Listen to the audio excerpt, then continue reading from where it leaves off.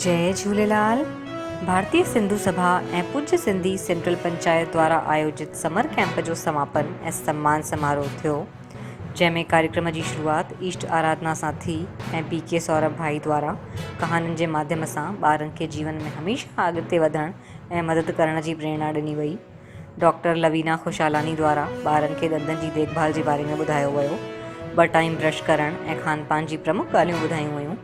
कार्यक्रम में ॿारनि बेत ऐं सिंधी गाननि ते सांस्कृतिक प्रस्तुति ॾिननि। समर कैंप में ॿारनि art and craft, yoga, meditation, शरीर जी देखभाल, डाक्टर जे माध्यम सां सिंधी भाषा ऐं डांस, पिरामिड कला आदि सिखियनि, जंहिंमें सभी ट्रेनरनि जो सम्मान कयो वियो।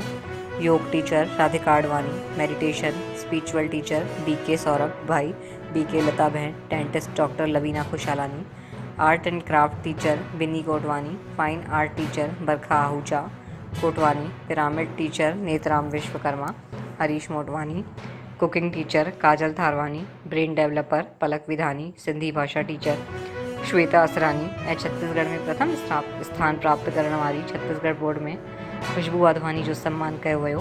प्रांतीय अध्यक्ष विनीता भावनानी सफल आयोजन जूं वाधायूं ॾिननि ऐं खुशबू वाधवानी खे प्रेरणा मञी करे नंढे ॿारनि खे पढ़ाई में अॻिते वधण जो संदेश ॾिननि।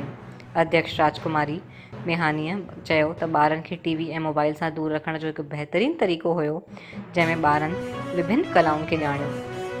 कार्यक्रम जो संचालन गरिमा साहनी, सोनी बहरानीअ कयो।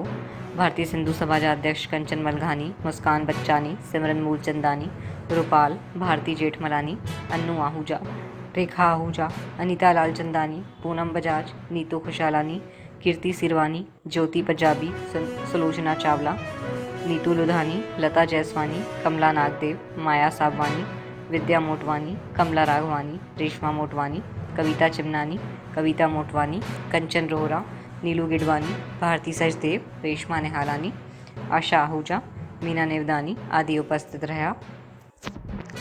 जय झूलेलाल।